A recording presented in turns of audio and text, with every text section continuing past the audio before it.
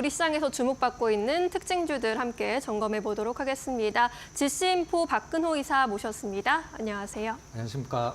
네, 오늘도 세 가지 종목 점검해 보도록 하겠습니다. 첫 번째 종목 삼성전자 들어갈게요. 오늘 삼성전자 낙폭이 너무 거셉니다. 코스피 하락을 좀 주도하고 있고 오늘 사장단 인사를 발표하기도 했고요. 또 반도체법 관련 우려감까지 나타나고 있네요. 어떻게 보고 계실까요? 일단 시장에서 가장 싫어하는 게 무엇일까? 이제 종목도 마찬가지고 시장도 마찬가지고 사실 악재를 가장 싫어한다라고 생각하실 수도 있지만 가장 싫어하는 것은 불확실성이거든요. 불확실성. 이제 이게 만약에 뭐 미국에서 니네 이제 뭐 준다고 했는데 이제 보조금 안 줄 거야. 이제 그렇게 알고 있어라고 딱 못을 박아 놓으면 사실 제가 봤을 때는 뭐 하루 이틀 정도 충격이 좀 엄청 나긴 하겠습니다만 어느 정도 바닥을 잡을 수가 있는데 받을 수도 있다, 안 받을 수도 있다. TSMC는 준다, 뭐 근데 니네는 줄 것 같은데 줘도 다시 빼낸다. 환수라는 얘기까지 지금 나와주고 있거든요. 네. 그 부분이 좀 약간 어떤 투심을 좀 악화시키는 듯한 느낌인데 첫 번째 이제 오늘 두 가지 정도 짚어보면 될 것 같아요. 삼성전자 이제 반도체 주요 사업부장 교체. 원래는 한 12월 달 정도에 하는데 좀 약간 일찍 했습니다. 얼마 전서부터 한 2주 전인가 이제 사장단 교체들이 있을 거라고 좀 대규모로 있을 거라고 좀 예고가 되긴 했었습니다만은 일단 가장 중요한 부분은 그동안에 이제 삼성전자의 가장 윗단에 있는 경영진들에 대한 시장의 뭐 불만이라고 얘기할 수도 있고 좀 약간 우려감으로 보는 부분들이 무엇이었냐면 이 반도체 기업들의 수장들이 좀 엔지니어 출신들이 아니라 어떤 좀 약간 그 재무와 관련된 분들이 많이 계시다 보니까 삼성전자가 좀 약간 기술적으로 뒤로 밀렸다라는 부분들이 좀 약간 많이 대두가 됐고 실질적으로 뭐 하이닉스 경쟁사 쪽으로 이직도 많이 하고 그런 부분이 좀 있었었죠. 이번에 이제 투톱 체제로 간다라고 발표가 됐는데 전영현 일단 대표가 이제 투톱 체제로 가게 되는데 이분은 일단 뭐 그 전자공학 박사 출신으로 뭐 굉장히 엔지니어 출신으로 알려져 있는 분이죠. 원래는 이제 LG 반도체 출신이죠. 이제 LG 반도체가 현대전자랑 이제 합병이 되면서 지금 하이닉스가 됐죠. 그때 이제 2000년도에 이제 삼성전자로 옮겨 오셔서 이분이 굉장히 잘한 시장에서 이제 굉장히 좀 약간 이쪽 때 탁월하다라는 부분들이 인정하는 부분이 무엇이냐면 이제 미래의 이제 어떤 그 배터리 사업을 염두에 두고 삼성 SDI 대표 역임을 하셨으니까 이 배터리 사업을 굉장히 크게 키워놓으신 부분, 그 다음에 삼성전자가 D램 전 세계 1위를 할 때 그거를 이제 어느 정도 만들어 놓은 기틀을 닦아놓은 분을 알고 있거든요. 그래서 이 부분에 대해서는 시장이 좀 약간 앞으로 좀 희망적인 부분이라고 좀 기대감이 있다라고 보시면 될 것 같고요. 그 다음에 일론 머스크가 있는 미 정부 효율부 공동 수장이 반도체법에 대해서 부정적인 입장을 표명했다. 미 정부 효율부 이제 뭐 약자로 DOG라고 하는데 도지코인이랑 철자가 똑같죠. 네. 일단 이 부분에 대해서 얘기 나오는 게 이제 재검토를 하겠다. 왜 재검토를 해야 되냐면 지금 트럼프 정부가 이제 내년 1월 달에 바이든 정부를 이어받을 텐데 지금 현재 미국 정부가 돈이 너무 없습니다. 사실 주고 싶어도 굉장히 부담이 될 거예요. 예전에 과거에 이제 그 연준 의장이었던 옐런이 지금 미국 재무부 장관이죠. 그 여자분. 정말 단기 국채를 너무 많이 발행을 해나갔고 우리가 이제 보통 미국 같은 경우는 단기 부채보다도 이제 중장기 채권들을 많이 발행을 하는데 단기 채권을 많이 발행을 했다라는 것은 굉장히 좀 힘들다라는 것. 우리가 이제 카드 돌려막기 하는 것과 똑같죠. 한 달마다. 그 부분들을 이제 트럼프 정부가 이어받으면서 어떤 정부의 어떤 그 한도 문제가 채권을 계속 발행하기 힘든 한도 문제도 있기 때문에 이런 뭐 반도체 부분들에서 이제 사실 이건 어떻게 보면 미국 정부의 신뢰 문제도 될 수 있긴 하지만 이런 것들까지 어겨가면서 굉장히 좀 약간 절약을 하려는 듯한 그런 부분들이 좀 약간 큰 것 같아요. 준다 안 준다가 문제가 아니라 그 어떤 이 부분과 관련해서 오늘 나온 기사들의 코멘트 중에 맨 마지막에 보면 환수 얘기까지 나오거든요. 네. 환수 얘기는 사실 트럼프가 직접 얘기를 하기도 한 건데 줬다가 뭐 다시 나중에 뺐으면 사실 안 받은 것보다는 못하죠. 그래서 이런 부분들이 그냥 딱 정해졌으면 좋겠습니다. 딱 정해지면은 그냥 안 주면 안 준다, 준다, 아니면 좀 줄이겠다. 이걸 확실히 해주면 시장에서 이렇게 혼란스럽지가 않을 텐데 그 부분들이 굉장히 좀 약간 아쉬운 부분이고요. 그 다음에 뭐 우리가 이제 주식을 살 때 사실 뭐 삼성전자뿐만이 아니라 어떤 주식이든지 마찬가지죠.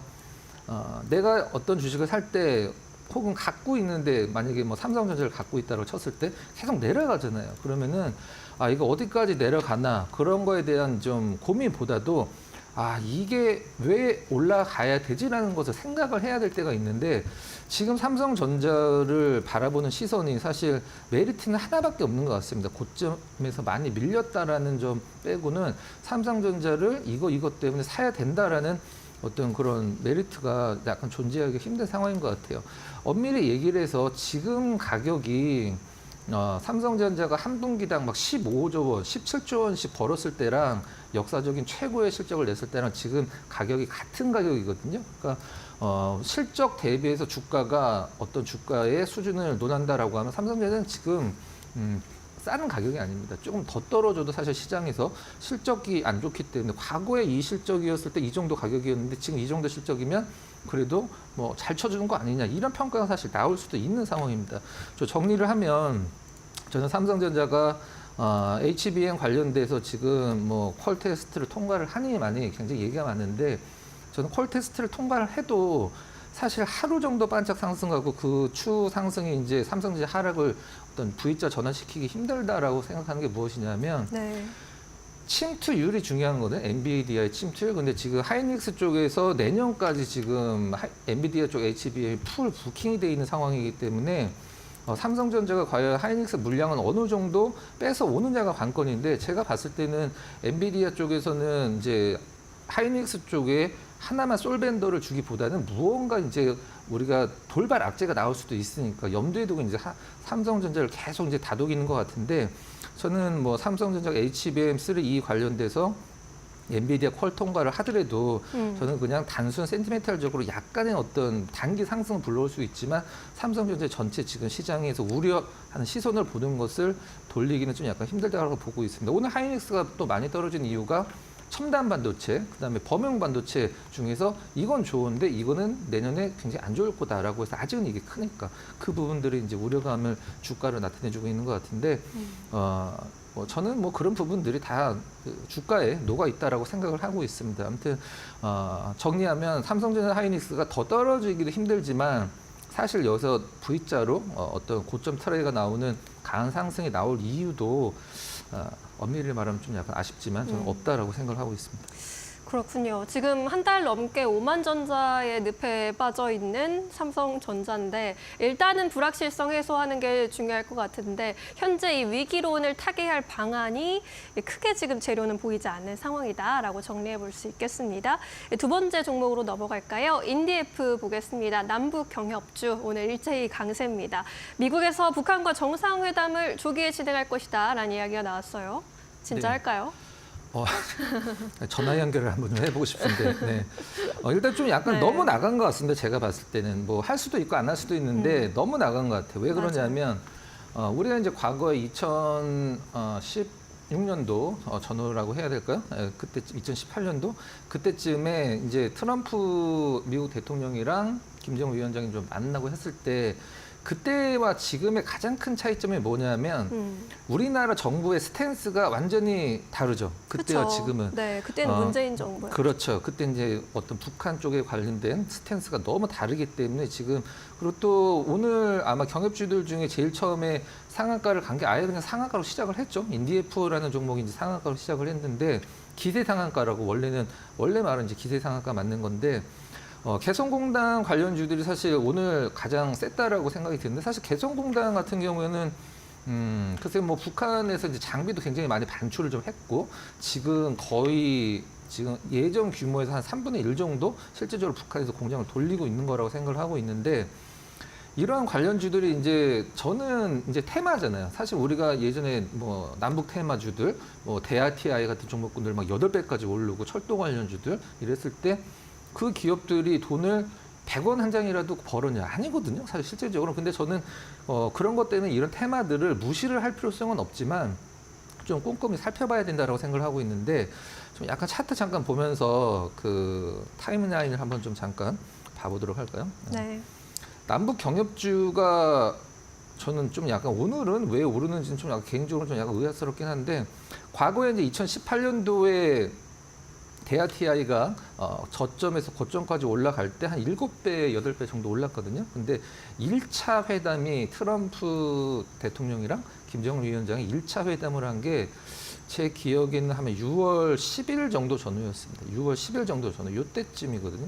그러니까 이미 고점을 찍고 떨어지고 있을 때 이제 그 처음 이제 회담이 열렸고 그 다음에 이제 우리 문 대통령과 김 위원장이 평양에서 회담 뒤에 이제 연결까지 됐었죠. 근데 여기서 중요한 건 무엇이냐면 일단 뭐 대선주들도 마찬가지죠. 대선주들 마찬가지인데 투표일 전에 고점이 이미 찍히죠. 실질적으로는 누가 이제 당선이 될 가능성이 있냐 없냐를 따라서 떠나서 대선주들도 투표일 훨씬 몇 달 전에 고점이 이미 나옵니다. 근데 지금은 아직 뭐 너무 먼 훗날이고 만날지 안 만날지도 모르고 트럼프 대통령이 윤 대통령을 만나서 무슨 얘기를 할지도 모르고 또 만날지도 모르는 거죠. 근데 여기서 가장 중요한 게 무엇이냐면 기대감으로 7배까지 오르는데 저는 사실 이 테마가 생각보다 좀 파괴력이 좀 클 수도 있다고 생각을 하는데 테마주에서 가장 중요한 걸 알려드리도록 할게요. 테마주 매매에서 가장 중요한 건 네. 기업 분석이 아닙니다. 기업 분석이 아니고 이번 테마의 파괴력을 계산을 해서 배짱을 부려야 됩니다. 테마주는 무조건 배짱입니다.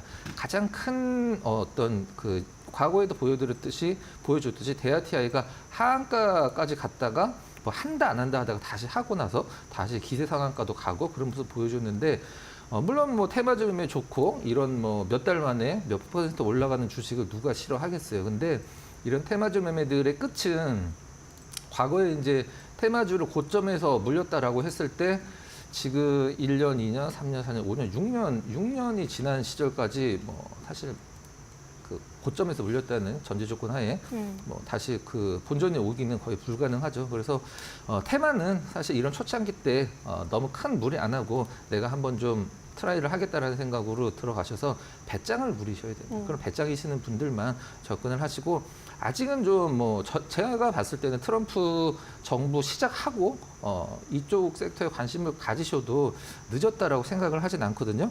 그리고 지금 가장 중요한 것은 트럼프 당선이 있는 김정은 위원장을 만나려면 과거에 약간 좀 다른 게 있죠. 우리나라 정부 스탠스 말고 러시아가 지금 중간에 북한과 굉장히 긴밀한 관계를 유지를 하고 있다는 거. 이게 지금 가장 큰 걸림돌이라고 생각을 하고 있거든요. 그런 문제들만 좀 해결이 된다라고 하면 글쎄요, 뭐 내년 초에 굉장히 좀 파괴력 있는 섹터로 테마로 좀 자리매김을 할 수 있지 않을까. 일단 뭐 오늘 인디에프가 상한가를 가 있기 때문에 내일 어느 정도 진행이 될지 모르긴 하겠습니다만은 인디에프가 지금 오늘 가격적으로는 대장이니까 얘가 상한가를 풀리면 다른 기업들은 더 많이 떨어지겠죠. 그래서 요 대장주들 가격이 많이 오른 주식들 보고서 지금 가격이 뭐 페니 주식인데 동전주인데 지금 거래량이 200만 주도 안 되고 있어요. 그만큼 팔겠다는 사람이 거의 없다는 뜻이 되겠죠. 네. 일단 뭐 관련주들 보시는 분들은 뭐 인디에프처럼 상한가가 있는 종목군들이 상이 풀리는지, 그다음에 내일까지 시세가 좀 연결이 되는지 이런 것들 좀 확인하고 매매에 참고하시면 될 것 같습니다. 네, 알겠습니다. 이 종목들 대하실 때는 당연히 주의하셔야 할 것 같고요. 남북 경협주 관련 내용 점검해 봤습니다. 세 번째 종목 더존 비즈온 들고 오셨네요. 현재 구간에서 4%대 강세 보여주고 있습니다. 이 종목 가지고 오신 이유가 있으실까요? 제가 제 기억으로는 저희 다음 코너에서 제가 시초가 공략주를 거의 한 달 전쯤에 한번 갖고 왔던 종목으로 기억을 하는데 혹시 은행 앵커님 은행 최근에 점포 그러니까 객장이라고 하죠. 가보신 적 있어요? 잘 안 가죠. 거의 안 가죠? 네, 이제 저도 인터넷 뱅킹을 하니까. 그렇죠. 가본 기억이 없는데 지금 일단 뭐 점포 그런 객장이라는 데 이제 가보면 사실 좀 약간 그 연세 많으신 분들 그다음에 정말 큰 돈 아파트를 담보로 뭐 대출을 받거나 뭐 그런 분들 그쵸. 외에는 사실 갈 일은 없죠. 실질적으로는. 근데 그래서 이제 은행들은 일단 이 나가는 돈 중에 인건비가 굉장히 많은 부분을 차지를 하고 있거든요. 왜 은행 다니시는 분들은 이제 결혼 시장에서 인기가 많은 이유가 이제 연봉이 좀 세죠, 평균적으로. 근데 이제 통계를 보면 그 2019년도 한 5년 전 정도 될 것 같은데 5년 전서부터 지금까지 우리나라 평균 시중은행들의 점포 수를 봤을 때 한 20% 정도, 그러니까 한 5분의 1 정도 감소를 했다라고 그래요. 제가 봐도 은행 점포가 사실 찾기가 그렇게 뭐 과거처럼 쉽지는 않은데 우리가 보통 그 푸드코트처럼 푸드코트 가면은 한 장소에 뭐 이것도 팔고 뭐 이것도 팔고 그런 장소가 있잖아요. 그래서 지금 은행들이 이제 연합을 해서 한 점포에 여러 개의 은행들을 같이 공유를 하는 것도 지금 논의를 하고 있는데 이런 이제 시중 은행들이 그 줄어들면서 아니 시중 은행 점포가 줄어들면서 하나 시장에서 좀 약간 부각되는 게 뭐냐면 당연히 뭐 인터넷 은행이겠죠. 물론 지금 현재 시중 은행들도 인터넷 뱅킹에 굉장히 많이 공을 들이고 있긴 합니다만은 이제 우리나라 지금 현재 인터넷 은행 세 개 있죠.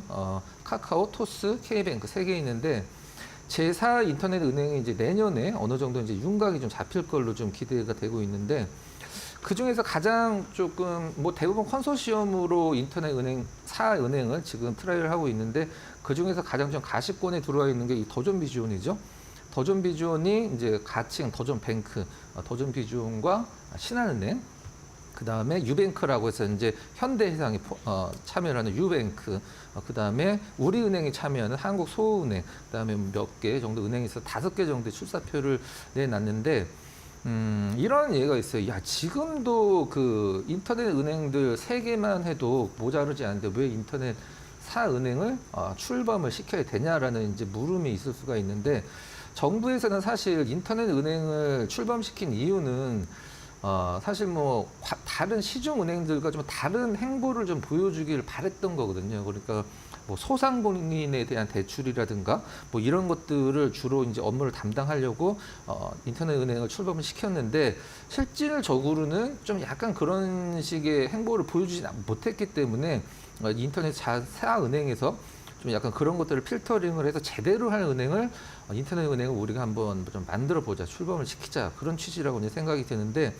아무튼 더존 비주온이 시장 대비해서 지난달 말 정도에 저점 잡고 굉장히 좀 강력한 모습을 보여주고 있는데 저는 이제 이 인터넷 사은행은 이제 플러스 옵션이라고 생각을 하고 있습니다. 네. 옵션이 뭐냐면 돼도 되고 안 돼도 돼요. 근데 지금 더존 비주온이 올라가고 있는 이유는 인터넷 은행 때문일 수도 있지만 제가 가장 좋은 포인트로 삼았던 어음 할인과 관련된 매출 채권 팩토링 이게 우리나라에서만 400조 규모이기 때문에 굉장히 큰 시장이고 금융사들이 앞다퉈서 하려고 있는 거죠. 그래서 제가 만약에 도전 비전을 갖고 있다라고 하면 전략을 그냥 뭐 추천하는 시간은 아니지만 네. 전략을 말씀드리면 과거의 고점이 그 지금 매출 채권 팩토링 때문에 올랐던 고점이거든요.